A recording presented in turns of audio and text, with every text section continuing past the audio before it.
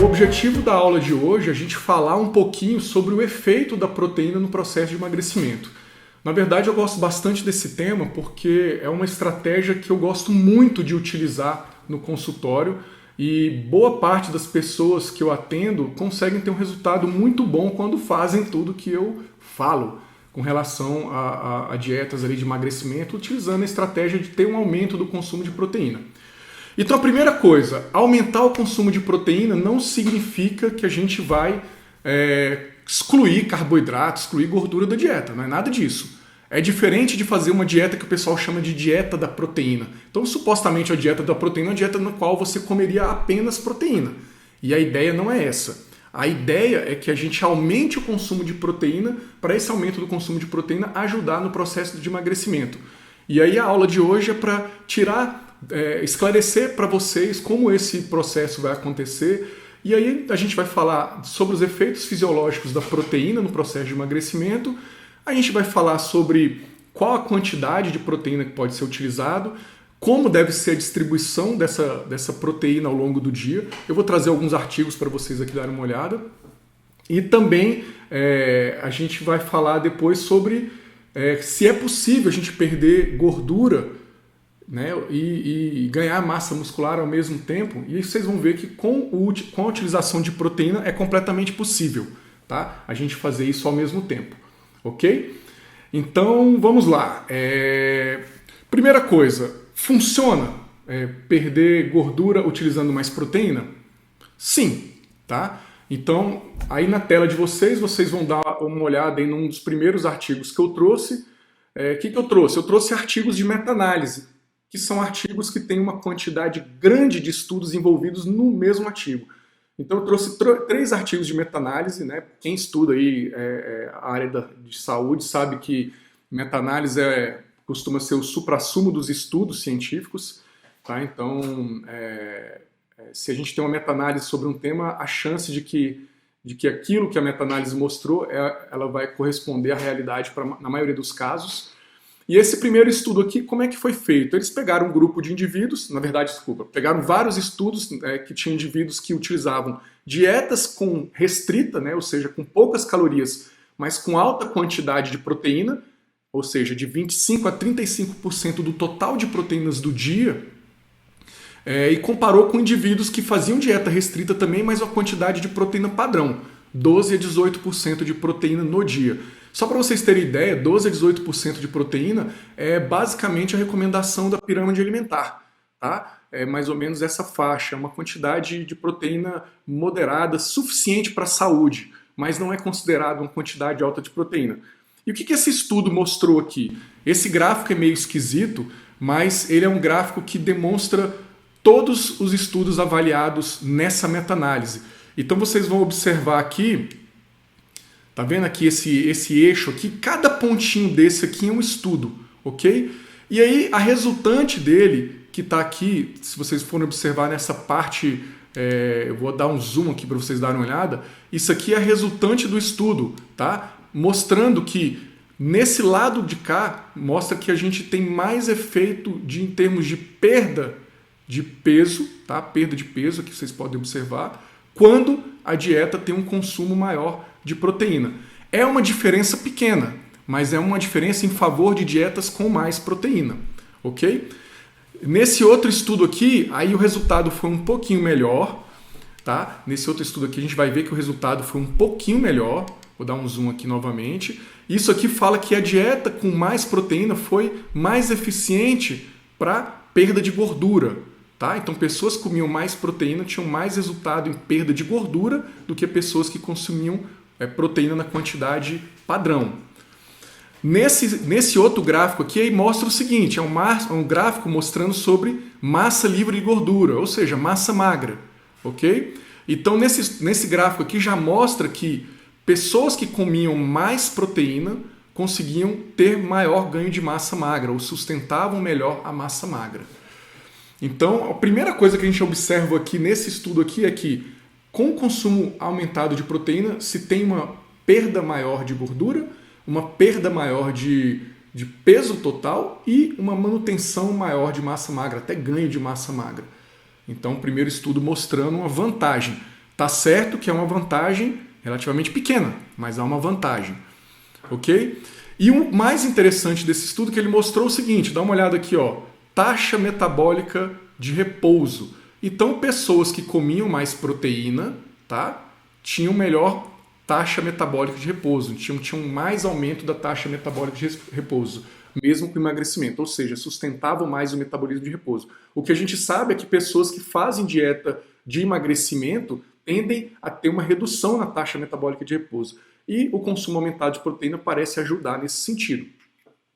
No segundo estudo aqui, é um estudo similar, tá? Então, o efeito da ingestão de proteína aumentada na perda de gordura, tá? Desculpa, no peso corporal, no controle glicêmico, em lipídios sanguíneos e em pessoas com diabetes tipo 2, também é uma meta-análise. E o que ele mostrou? A mesma coisa, com relação ao peso corporal, a gente pode observar aqui, houve uma vantagem para o grupo que consumia mais proteína, tá? Isso que está do lado esquerdo de vocês aqui, os estudos do lado esquerdo, na verdade, assim, a resultante do lado esquerdo é relacionado à proteína, ok? Também mostrou um benefício maior na glicose sanguínea, tá? Na glicose sanguínea de jejum e na hemoglobina glicada, que são dois marcadores importantes para indivíduos diabéticos. Então, mostrou uma maior vantagem para quem consumia mais proteína. Ok? Então, a conclusão desse estudo ele fala: dietas com alta quantidade de proteína, né, pelo menos 6 meses de dieta, pode trazer benefícios para a perda de peso, algum benefício para a perda de peso. Então, segundo estudo mostrando isso também. E o terceiro e último estudo, um estudo de 2014, mostrando que em pessoas que eram orientadas a consumir maior quantidade de proteína e baixa quantidade de carboidrato, conseguiam manter o peso perdido de forma mais eficiente do que indivíduos que consumiam a quantidade normal de proteína. Então, a esquerda, tá? A esquerda aqui, ó, desse lado de cá, tá? É em favor de dieta com mais proteína, que a gente mostra uma pequena vantagem para o grupo que consumia mais proteína com relação à perda de peso. Com relação à perda de peso, tá? Agora, com relação à perda de gordura, então mostrou também que os indivíduos que consumiam mais proteína tinham mais vantagem para a perda de gordura. Então, são 3 estudos aí mostrando claramente que há uma vantagem para o consumo para o emagrecimento em indivíduos que consomem mais proteína. Então, e por que isso acontece? A gente vai ver agora, vai tentar entender um pouquinho melhor sobre os motivos que fazem da proteína uma excelente fonte aí de nutriente ali para a gente ajudar no emagrecimento, tá? Então aqui na tela agora a gente tem os principais efeitos que a proteína exerce para auxiliar no emagrecimento. Então a primeira coisa, o que acontece? A gente tem 4 grupos de nutrientes: carboidratos, gorduras, proteínas e álcool. O nosso corpo consegue utilizar de forma eficiente para produção de energia, tá? Quando eu falo produção de energia, é energia utilizável para a gente fazer todos os nossos processos químicos, fisiológicos, movimento, pensar. Então a gente usa energia. Essa energia é o ATP. A gordura, o carboidrato, todos esses substratos que eu falei, eles devem ser transformados em ATP, ok?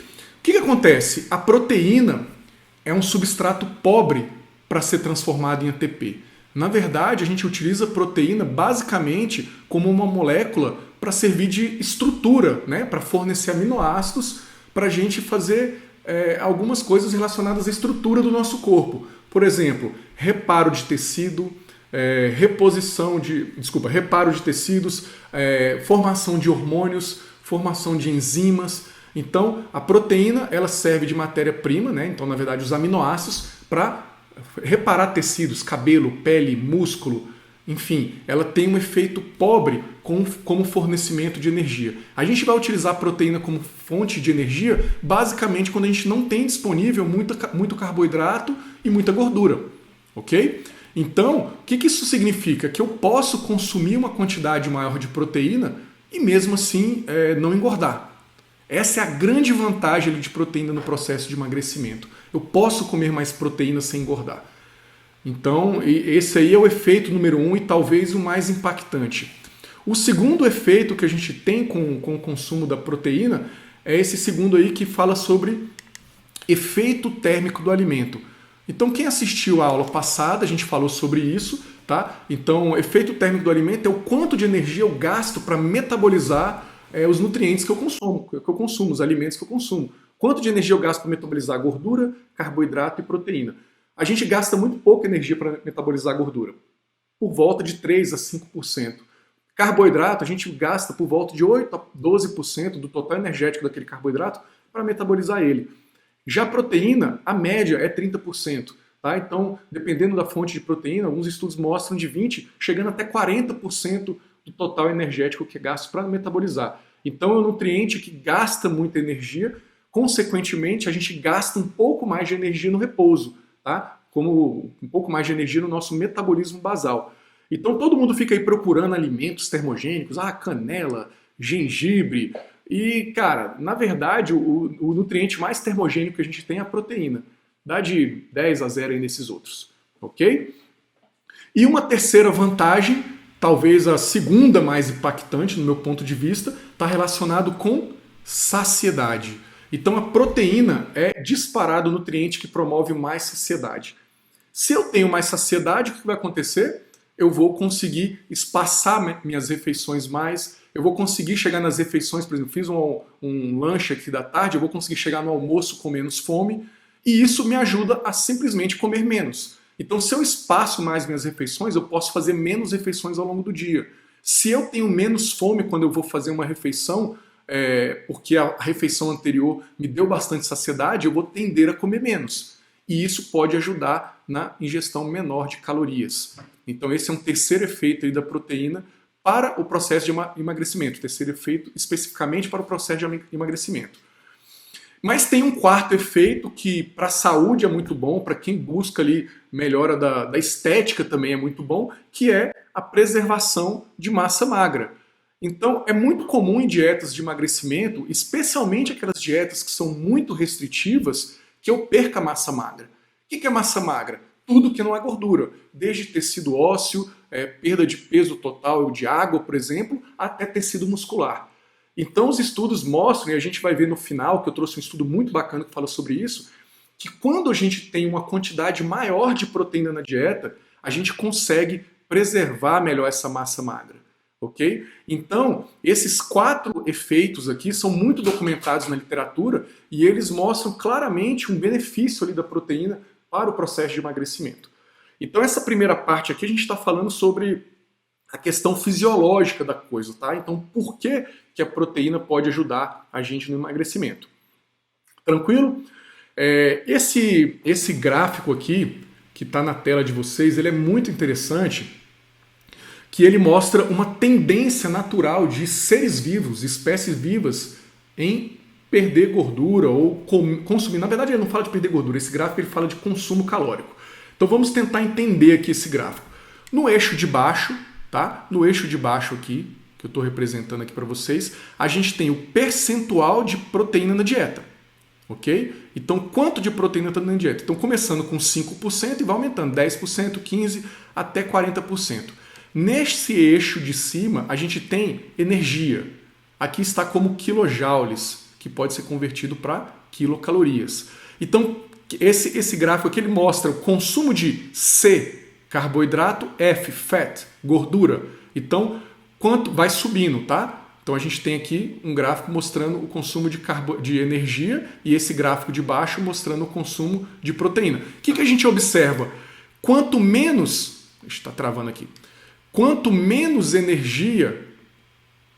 Desculpa, quanto menos proteína eu consumo na minha dieta, maior é a tendência em consumir carboidrato e gordura. E quanto mais proteína eu consumo, menor é a ingesta de carboidrato e gordura.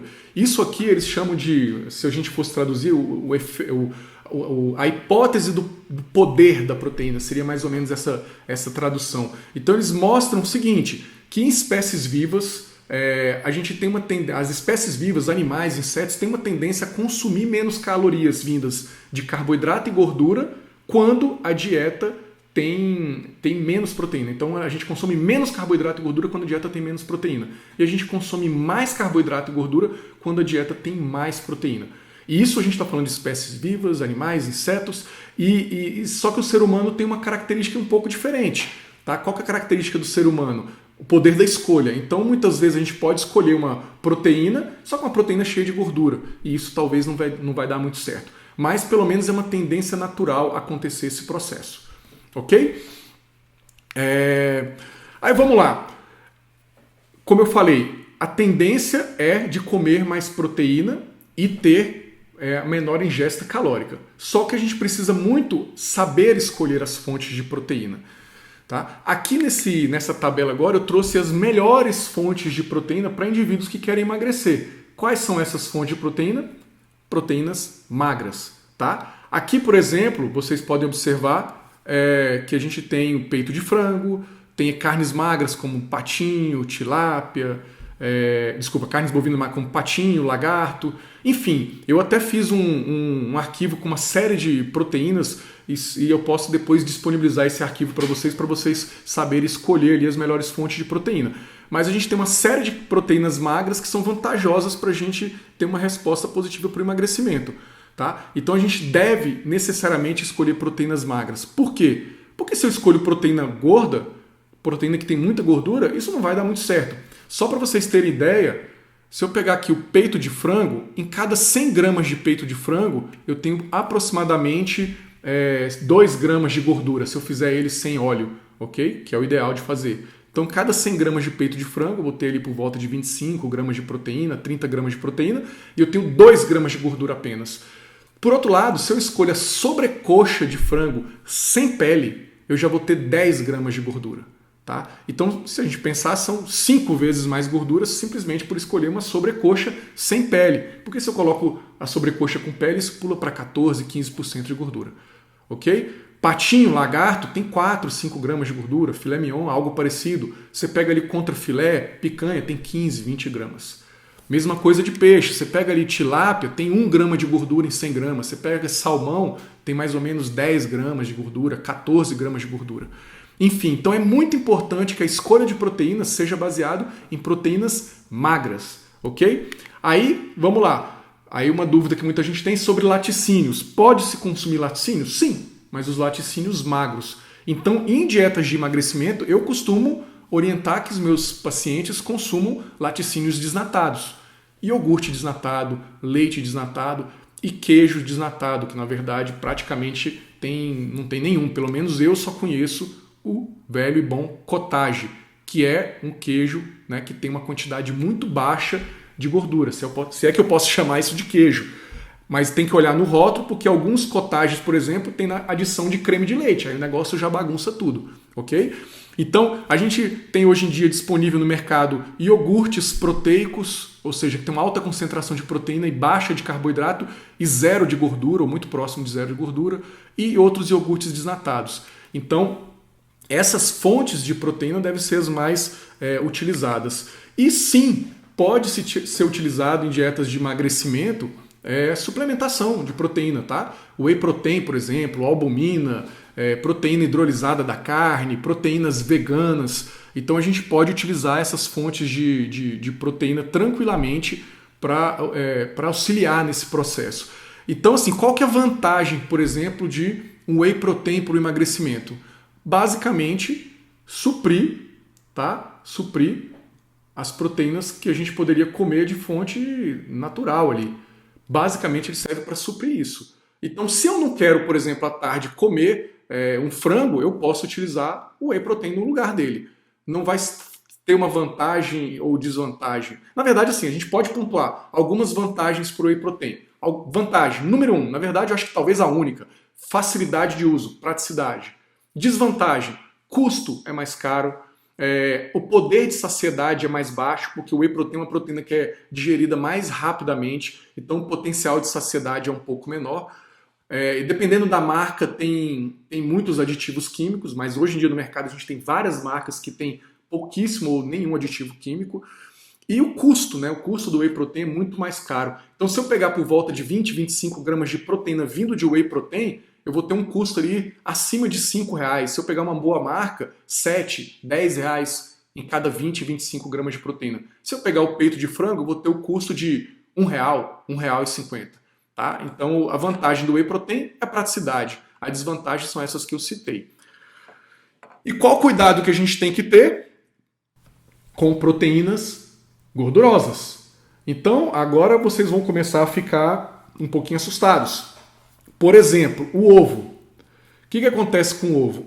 Um ovo, uma unidade de ovo, do famoso ovo ali que já foi crucificado, agora ele foi libertado, agora ele virou mocinho e ele pode ser que não seja tão mocinho assim. Então um simples ovo, ele tem 6 gramas de proteína, legal, mas tem 5 gramas de gordura.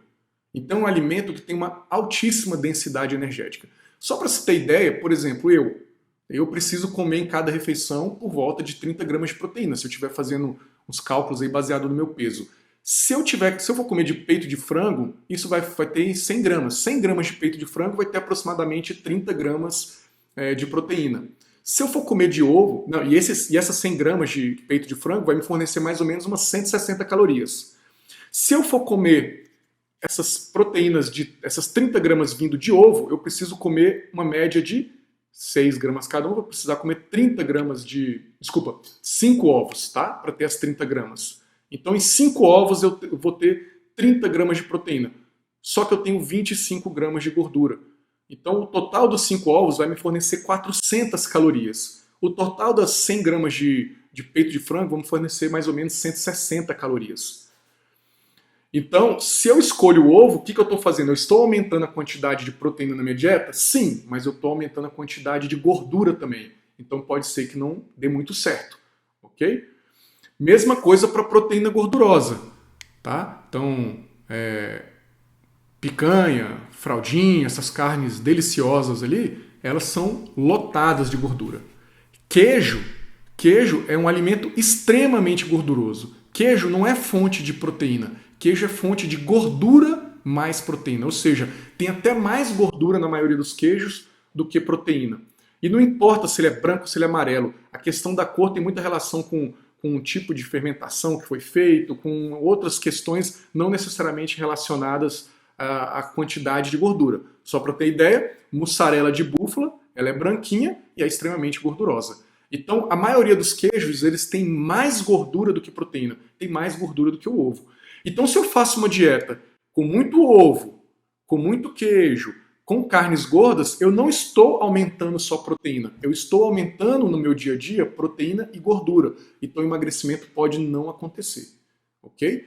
Então, é importante eu me ligar nas fontes de proteína que eu vou consumir, porque as fontes de proteína adequadas para quem quer emagrecer são proteínas magras. Se eu for consumir proteínas gordurosas, eu vou ter que reduzir muito a minha ingesta de carboidrato. O que vai acontecer? A dieta vai ficar difícil de ser suportada por longo tempo, por um período longo de tempo. Então, o ideal para quem quer emagrecer é reduzir calorias vindo de gordura e de carboidrato. Mas eu não preciso reduzir muito de carboidrato, eu posso reduzir de gordura, tá? Então, assim, com essas trocas simples que eu falei para vocês vão conseguir fazer isso tranquilamente.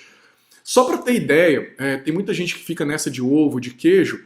Se eu perguntasse para vocês assim, quem é que topa fazer uma dieta com consumo de cupim, com consumo de costela bovina? Será que eu fazer uma dieta à base de cupim, costela bovina, eu vou ter um resultado satisfatório de emagrecimento? Se eu perguntar isso para vocês, o que vai acontecer? A maioria de vocês vai falar que não. Não é legal fazer isso, né? Eu não vou comer essas carnes, vou comer carne magra. Então, só para vocês entenderem, a relação entre gordura e proteína que a gente tem no ovo, ela é maior do que a relação entre gordura e proteína que a gente tem no cupim bovino, por exemplo, do que numa costela, é muito parecido. Tá? Ou seja, um ovo tem 6 gramas de proteína para 5 de gordura, então eu tenho uma relação de 1,2. Se a gente for pegar ali cupim, tem uma relação próximo disso, talvez até um pouco melhor. Ok? Então é muito, muito, muito importante escolher de forma adequada as proteínas. Lá no post que eu fiz hoje lá, falando da live, algumas pessoas me perguntaram de proteína vegana. Eu vou deixar para uma segunda live para a gente falar um pouco sobre as fontes de proteínas veganas, as proteínas vegetais, mas só para matar rapidinho ali a curiosidade, a maior parte das proteínas vegetais, de alimentos mesmo, são as leguminosas. Tem algumas sementes, mas assim, sementes leguminosas. Leguminosas, feijão, grão de bico, lentilha, não são fontes prioritárias de proteína, são fontes prioritárias de carboidrato. Então, se eu pegar ali o total que tem de carboidrato nesses alimentos, eu tenho por volta de 60% a 70%, e proteína por volta de 20% ali. Alguns têm um pouco de gordura ou um pouco de fibra, mas a quantidade de proteína é baixa nesses alimentos, ok? Dos alimentos vegetais é os que tem mais, exceto a soja, que tem uma quantidade bem mais alta, mas os outros, feijão, grão de bico, lentilha, eles todos têm por volta de 20% de proteína e 60%, 70% de carboidrato. Será que isso vai ser interessante para emagrecer? Será que aumentar muito feijão, grão de bico, lentilha, eu vou conseguir emagrecer? Talvez não. Então talvez precisa fazer alguns ajustes ali. E na aula que eu vou fazer sobre vegetarianismo, a gente fala sobre isso, tá? Com um pouco mais de forma mais adequada ali, mais aprofundada. Hoje não vai dar tempo porque a gente tem pouco tempo aqui de live. Ok? Então acho que ficou claro até agora. Tá? Esse slide aqui é um slide que eu costumo mostrar para os meus clientes ali quando eu estou falando sobre emagrecimento no consultório. Então eu mostro como poderia ser a proporção de um prato de pessoas que querem emagrecer. Ok? Claro que existem várias formas de você distribuir a dieta ao longo do dia. Isso aqui é uma sugestão. Então, primeiro item que deve ter em abundância, tá? Vegetais, não é proteína. O item mais abundante de um prato deve ser vegetais. Por quê? Simplesmente porque eles possuem a quantidade baixíssima de calorias, especialmente de carboidratos. Tá? Na verdade, assim, o alimento é o nutriente mais abundante nos vegetais, depois de água ali, é carboidrato. Tá? Só que eles têm ali por volta de 5% de carboidrato na maior parte deles. Então, o valor calórico é muito baixo. E a questão das fibras ajuda na saciedade, a quantidade de micronutriente, vitamina, mineral, enfim. Então é o grupo de alimento que eu devo colocar em maior quantidade se eu quero emagrecer. A proteína deveria ser o outro grupo de maior quantidade depois dos vegetais. Por exemplo, para a maioria das pessoas, um bife ali de carne, ali, de frango, vai ser suficiente para ela ganhar massa muscular, para suprir a demanda metabólica, tá? Mas se eu coloco 2, por exemplo, eu posso ter um efeito positivo. Primeiro, em ocupar espaço desse prato, de algum alimento que não é engordativo, e de proporcionar saciedade. E aí o carboidrato, aqui representado pelo arroz, mas poderia ser arroz e feijão, poderia ser batata, macarrão, mandioca, enfim. Qualquer outro carboidrato, ele deve ficar em menor quantidade, por volta de 20%, 30% do prato. Tem gente que não faz muita questão de carboidrato, por exemplo, no almoço. Então pode tirar o carboidrato no almoço e direciona para outras refeições. Ou usa como uma sobremesa, fruta, enfim. Mas a proteína deve ser ali por volta de 20%, 30% do prato. 50%, 60% ali vegetais. Não interessa se é cru, se é cozido. Desde que não seja cozido, refogado, cheio de óleo. Pode ser qualquer tipo de preparação. E o carboidrato em menores quantidades. Ok? Então aqui a gente tem um prato adequado ali de proteínas ali para o emagrecimento. Como que deve ser a distribuição dessas proteínas ao longo do dia? Aí falando na questão de emagrecimento, mas falando também na manutenção da massa magra, no ganho de massa magra. Nesse gráfico que vocês estão observando aí, o que a gente tem? A gente tem o que é característica de muitas pessoas. Fazerem, por exemplo, algumas refeições no dia que tem proteína, que estão em verdinho. Por exemplo, a pessoa, vamos dizer que ela fez almoço. Aí no almoço tinha proteína, no café da manhã não tinha, à tarde não tinha proteína e no jantar tinha proteína. O que vai acontecer? Ela vai ter 2 momentos ali de síntese proteica aumentada, de momentos ali onde ela não está tendo degradação. E nos outros momentos que ela está sem comer proteína, ela tem uma degradação proteica. Tá? Dessa forma que está aqui, tá? Poucas proteínas, ou seja, se eu pegar toda a proteína que eu preciso consumir no dia e colocar em poucas refeições ali, eu vou ter mais dificuldade de ganhar massa muscular e eu até sustentar a massa muscular. Eu posso até emagrecer, mas eu vou ter dificuldade de fazer isso.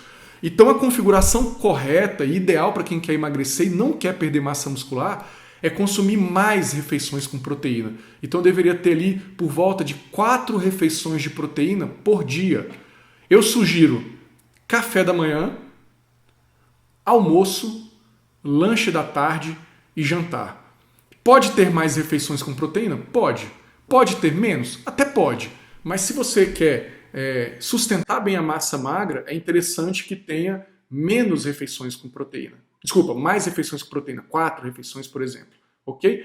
Eu posso ter 4 refeições com proteína e 1 ou 2 a mais que não tem proteína? Pode, porque geralmente quando eu consumo uma proteína, especialmente essas proteínas ali como carne, frango, laticínios, eu demoro por volta de 4 horas ali para poder metabolizar elas, de 4 a 5 horas. Então, se eu consumo uma refeição de proteína a cada 4, 5 horas, eu vou manter proteína na minha corrente sanguínea, ou seja, aminoácidos na minha corrente sanguínea, durante todo o período do dia, ok? Por isso que essa distribuição de 4 refeições ali é o adequado tanto para quem quer ganhar massa muscular, quanto para quem quer perder gordura, ok?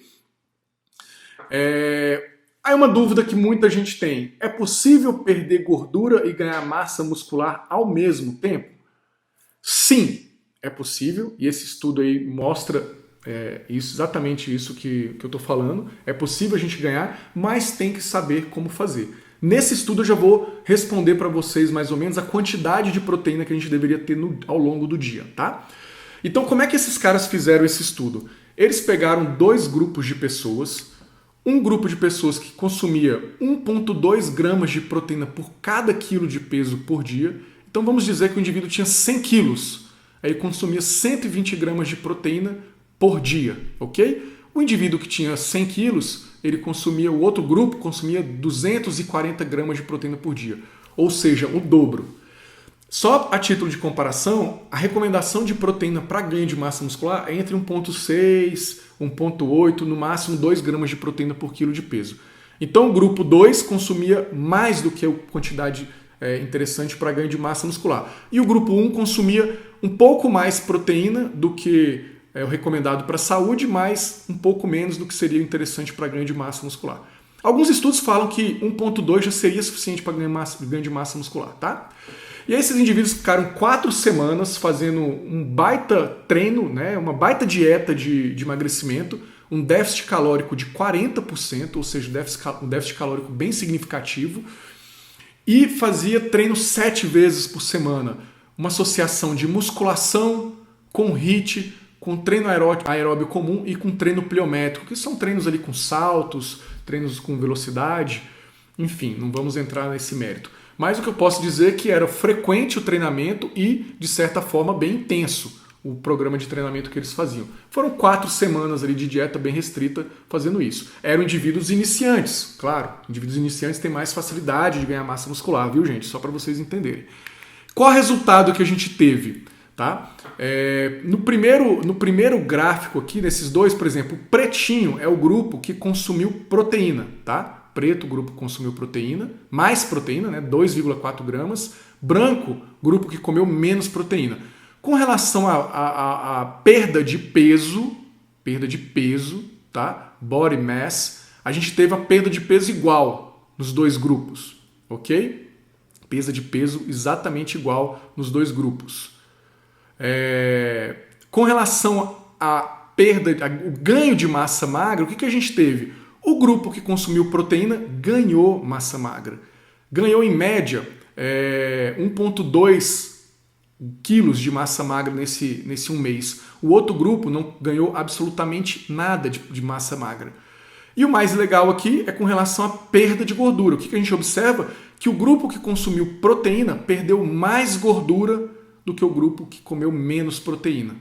Então, o consumo de proteína de 2,4 gramas por quilo de peso foi suficiente para fazer os indivíduos ganharem mais massa magra, perderem mais gordura. No final das contas, a perda de peso foi igual porque um grupo que comeu mais proteína ganhou massa magra, ok? Então, um dado muito interessante aqui do estudo, só para vocês verem aqui, a quantidade de gordura, por exemplo, o grupo que consumiu mais proteína perdeu, deixa eu colocar aqui, dar um zoom aqui para vocês observarem. Não está funcionando o zoom, pronto. Então, perdeu 4,8 quilos de gordura em um mês. Observa aqui, 4,8 quilos. E o outro grupo que comeu menos proteína perdeu 3,5 quilos. E houve uma diferença estatisticamente significativa. Então, é possível perder gordura e ganhar massa muscular ao mesmo tempo? Sim, é possível, desde que o consumo de proteína seja um pouco mais alto E claro, esses dados aqui são dados de indivíduos iniciantes. Se a gente pegar indivíduos altamente treinados, avançados, mesmo se ele tivesse uma dieta de hipertrofia, pode ser que não ganhava massa muscular. Falando em dieta de emagrecimento, uma dieta com déficit energético, talvez se sustentar a massa magra já é bom, não necessariamente ganhar. Mas, se fizer tudo direitinho, é possível, ok? Antes da gente falar sobre efeitos, riscos com relação à saúde, vamos fazer um resumo aqui sobre esse tema. Então, comer mais proteína é vantajoso. O ideal é distribuir essa proteína ao longo do dia em mais ou menos umas 4 refeições ao longo do dia. Pode ser um pouco mais, tá? Eu sugiro pelo menos 4. A quantidade de proteína, por volta de 2 gramas, 2,4 gramas, é uma quantidade interessante. Eu tenho pacientes aqui que eu coloco até mais.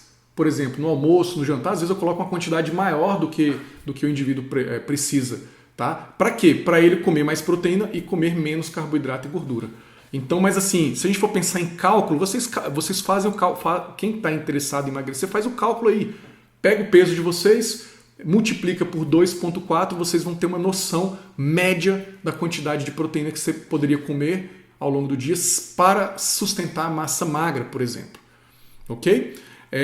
E o mais importante de tudo, depois ali de obviamente aumentar a proteína, é que essa proteína seja aumentada a partir de fontes magras. Se eu aumento de fontes gordurosas, pode não dar certo esse negócio aí. Ok? Aí vão perguntar, e risco para a saúde? Existe risco para a saúde se comer mais proteína? Bom, os estudos mostram que não. Tá? Então o que as pessoas têm medo? Primeiro de tudo, associam, né, falam que comer mais proteína, comer mais proteína poderia fazer os indivíduos perder massa óssea, tá? Ou poderia comprometer a função renal. E os estudos não mostram isso. Por exemplo, esse estudo aqui, que foi um estudo de revisão, ele mostrou que dietas hiperproteicas pode, inclusive, aumentar a densidade óssea. Tá? Então, eu comer mais proteína é uma das estratégias interessantes para aumentar minha massa óssea e não para eu diminuir minha massa óssea, ok? Então, não. Comer mais proteína não afeta negativamente a saúde dos ossos. E o que sempre falam por aí é com relação aos rins. Então, primeiro de tudo, vamos entender de onde veio esse mito ali que comer proteína afeta os rins. Esse mito veio, basicamente, da observação de pessoas que têm doença renal crônica. Pessoas com doença renal crônica, uma das indicações, o rim da pessoa não funciona direito, e uma das indicações é que a pessoa consuma baixa quantidade de proteína. Tá? Então algum espertão associou assim, se o cara que tem uma doença renal crônica não pode comer proteína, se eu comer muita proteína eu vou ter doença renal crônica. Cara, e não tem nada a ver isso. Tá? Então não existe nenhuma evidência que mostra que aumentar o consumo de proteína vai afetar a saúde dos rins. Ok? Então, por exemplo, esse estudo aqui é um estudo que é uma revisão que mostra claramente isso. Ok? Aqui a gente tem uma outra revisão que na conclusão é justamente que consumo aumentado de proteína parece ser mais vantajoso do que deletério. Tá? Então, assim, não há problema em se consumir uma quantidade maior de proteína para o processo de emagrecimento, não tem risco para a saúde óssea, para nada. Tá? Enfim, então pode-se consumir tranquilamente a quantidade aumentada de proteína se o objetivo é emagrecimento. Se o objetivo é ganho de massa muscular, a quantidade de proteína tem que ser inclusive mais baixa. E mais pra frente a gente faz uma live sobre o ganho de massa muscular. Ok? Então eu vi que muita gente vazou, mas nós vamos agora abrir para as nossas perguntas. Não sei se temos tempo ainda, como é que está o nosso tempo. Então eu vou colocar aqui para a gente conversar. Vou ativar novamente aqui os comentários. Então os remanescentes aí podem ir fazendo as perguntas e eu vou responder algumas perguntas aí. Só vou pedir para vocês me falarem quantas horas. Deixa eu ver aqui. Eu estou vendo que são 9h47. Eu demorei mais do que 9 horas. Eu entrei, acho que foi umas 9h10, né? 9h05, não sei exatamente. Então a gente tem ali uns 10, 15 minutos. Então eu vou responder algumas perguntas. Então vão colocando perguntas aí. As perguntas que forem mais pertinentes ao tema eu vou estar respondendo. Beleza? Cadê as perguntas? Estou vendo oi, oi, oi, oi. E as perguntas? Vamos lá, estou esperando.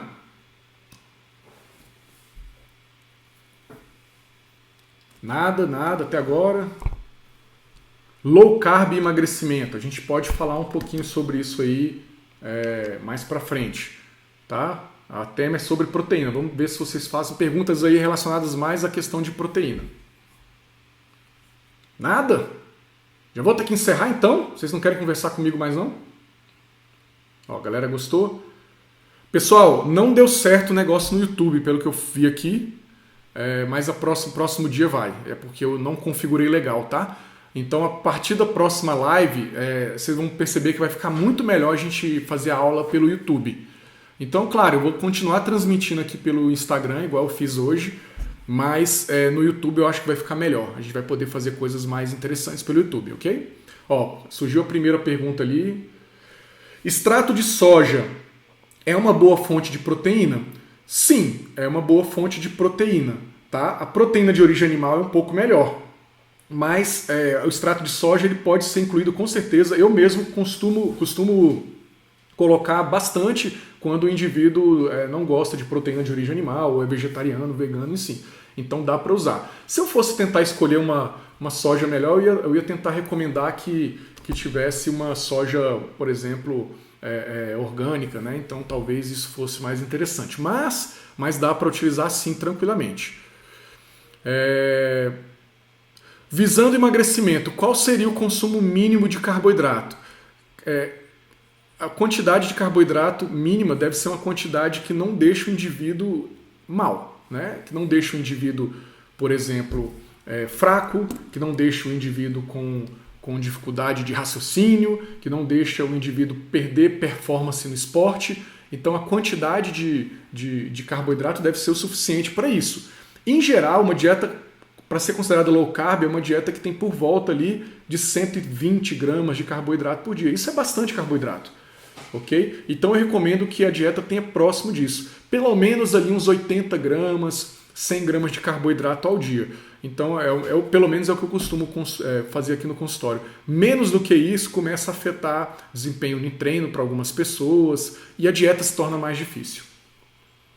Qual a quantidade máxima de proteína que o corpo absorve por refeição? Boa pergunta, tá? Muito boa pergunta. Então, assim, primeira coisa, tem um mito de que o nosso corpo só absorve 30 gramas de proteína. Não é isso. O nosso corpo ele absorve bem mais do que isso. O que acontece... O pessoal fala 20 gramas de proteína, desculpa.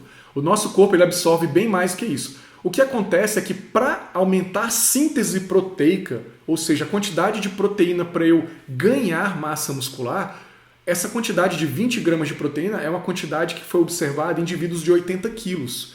Então, se eu pegar esses 80 quilos, né, essas 20 gramas de proteína e dividir pelo peso dos indivíduos 80 quilos, eu vou ter mais ou menos um 0,25. Ou seja, eu preciso consumir, para ter boas respostas anabólicas, 0,25 gramas de proteína por cada quilo de peso na refeição. Tá? Então, se eu peso 100 quilos, quanto que eu vou precisar consumir? 25 gramas de proteína. Eu vou poder absorver mais que isso, eu vou absorver mais que isso, só que a maior parte disso aí vai ser oxidada. Tá? O nosso corpo vai pegar a proteína, vai quebrar ali a moléculazinha de proteína ali, vai num processo que a gente chama de deaminação, uma parte lá vai para o xixi, ok? Lá para a via lá de amônia lá, e a outra parte lá pode ser oxidada ali como fonte de energia. Mas geralmente eu apenas desperdiço, tá? Então assim, nosso corpo absorve mais, só que a gente tem uma quantidade limitada de proteína para satisfazer a nossa demanda de ganho de massa magra. E é por volta de 0,25 gramas o mínimo, tá? Então tem estudos que apontam até 0,4 gramas de proteína, até 0,55 gramas de proteína. Então é muito mais do que essas 20 gramas aí por refeição. Então 0,55 num cara de 100 quilos são 55 gramas de proteína. Então até isso talvez nosso corpo pode utilizar. Vai depender de uma série de coisas, de nível de treinamento, estado metabólico, enfim, de outras coisas, ok? Excesso de proteína também pode aumentar o ácido úrico? Sim, pode aumentar, só que é muito comum se aumentar o ácido úrico a partir de outras coisas também. E existe uma predisposição também em algumas pessoas a ter mais o ácido úrico mais aumentado. Mas aqui no consultório eu observo muita gente consumindo uma quantidade de proteína por volta de 2,4 até um pouco mais e não tem nenhum efeito negativo ali no aumento do ácido úrico. E sobre aumentar a proteína, não diminui a expectativa de vida? Então, na verdade, assim, a gente tem na literatura alguns estudos que sinalizam que uma menor ingesta calórica pode afetar, favorecer a longevidade. Então, eu consumir menos calorias de uma maneira geral, isso pode favorecer a longevidade. Então, nesse caso ali, se a gente pensar em consumir mais proteína, sim, poderia diminuir a expectativa de vida, já que eu estou tendo maior consumo de caloria. Só que vamos pensar uma coisa, o que mais diminui a expectativa de vida é sobrepeso e obesidade. Então, se a estratégia for aumentar o consumo de proteína de maneira que eu emagreça, é válido. Eu vou estar aumentando a minha expectativa de vida. A partir do momento que emagrecer, o que você pode fazer? Diminuir o consumo proteico. Tá? Eu, por exemplo, hoje em dia consumo uma quantidade proteica bem menor do que eu consumia antigamente, justamente para querer viver um pouquinho mais. Tá? Não sei se vocês já viram, mas eu nunca vi nenhum velho de 100 anos, por exemplo, que tem quase 2 metros de altura. Eu estou tentando ser o primeiro deles. Vamos lá. E a questão de boas gorduras? Eu perdi 80 quilos fazendo...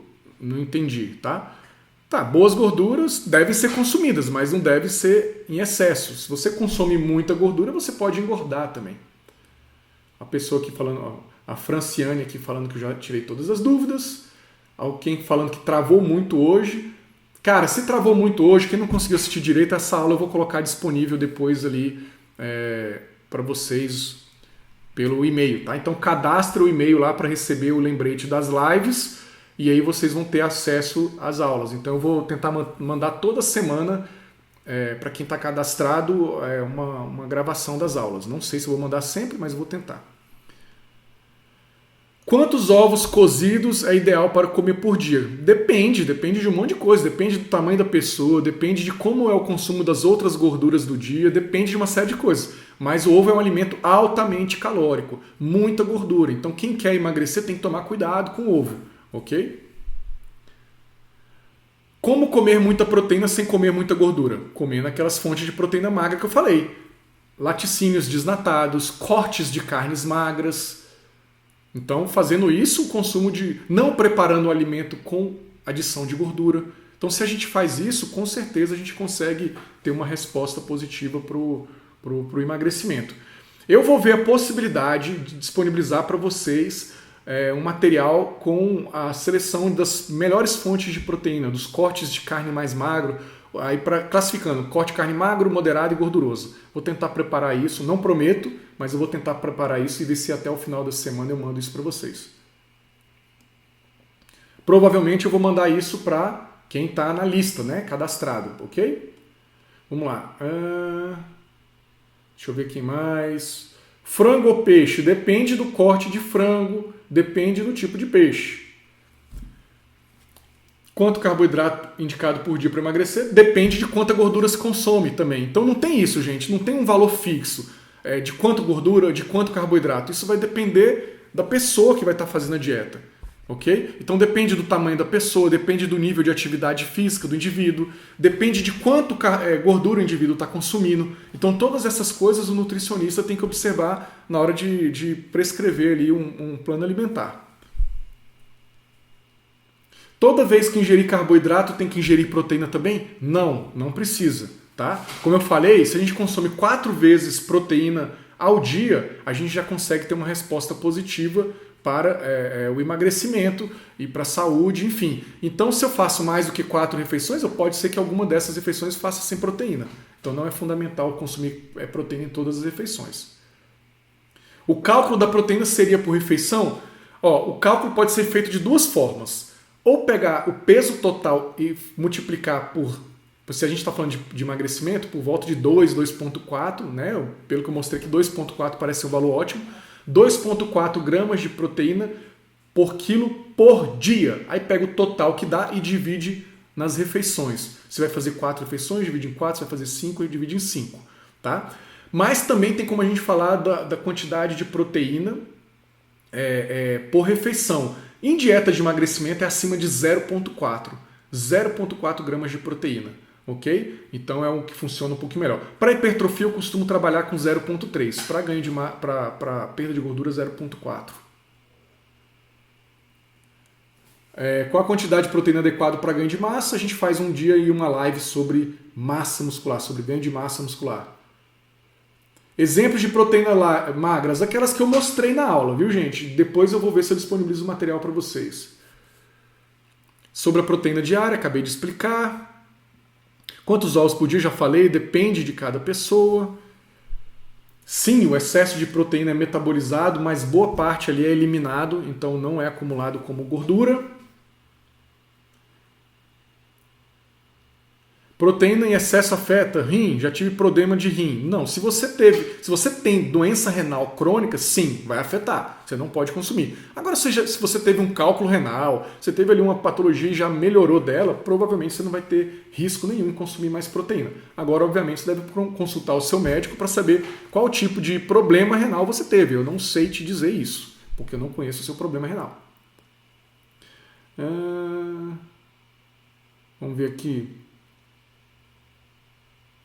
Professor, mas de qualquer forma é importante trabalhar o déficit calórico para o emagrecimento?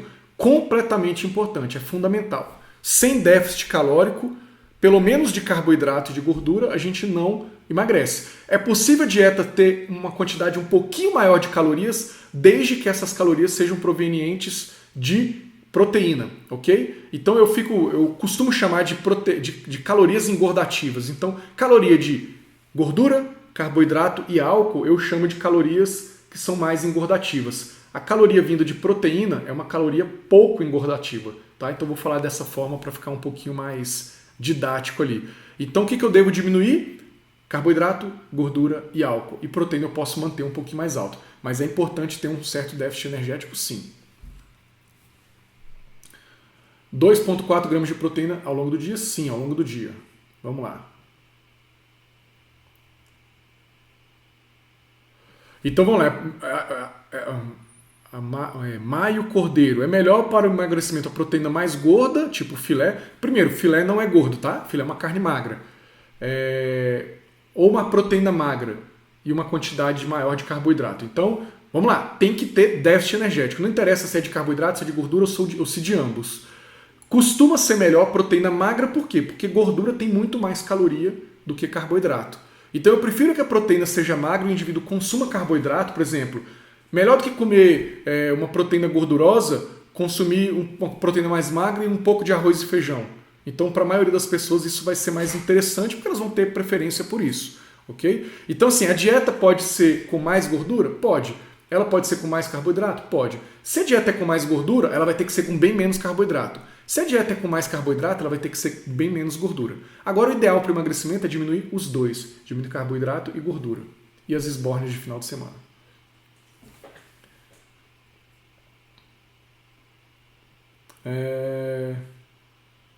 Patinho ou iogurte proteico no lanche da tarde? Cara, depende do resto da dieta. Essas perguntas muito específicas, elas são difíceis de responder porque elas dependem do resto da dieta.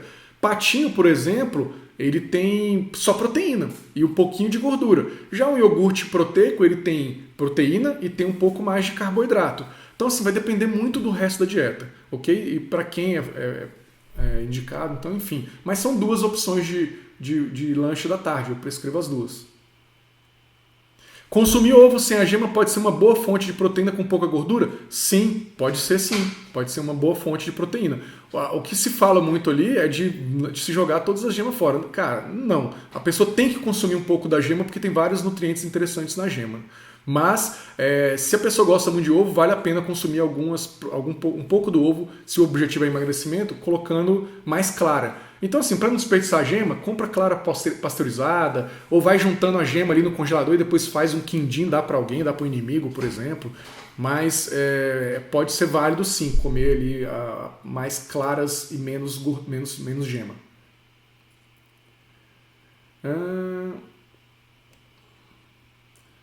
Vamos lá. Cara, então, a pessoa perguntou, é verdade que o ovo... vai acabar a live em 30 segundos. Então, as próximas perguntas eu vou ver se eu respondo ali nos stories, alguma coisa assim. Tá? Agradeço aí todo mundo que ficou até o final. Hoje foi bem menos gente. E não deixa de ir lá nos próximos posts ali, comentar se gostaram, se não gostaram. Deixem perguntas, dúvidas, tá? Que eu vou sempre tentar responder e trazer as lives baseado no que vocês estão querendo. Tá? Agradeço demais. Fico por aqui. Até mais. Tchau!